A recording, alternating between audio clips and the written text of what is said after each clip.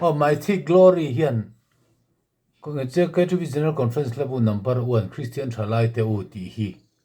ron request sa he tiang ho la hi asulfa ang taka antinan Kristian Thalaite lungrual takin lalpatana antiang chi hi chan sak nom hi kan ti tak tak che lo chewin ka ria thalai ho pon conference a po leng khom base kan ti ang deu chi khan ngi sak nom hi kan ti mai in ka ria han sa le mai la thao me aki hi g ania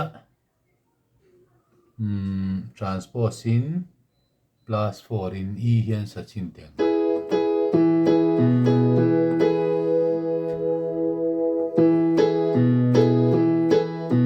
Kristian Thalaite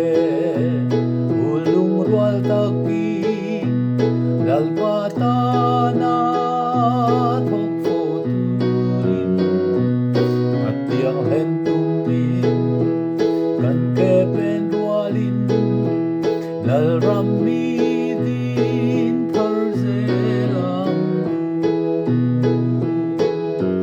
thil thatiata asyama omi amma kuchwa kan misia sutil thati chu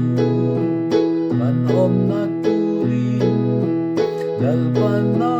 buat say lokani kan valay ni te hi array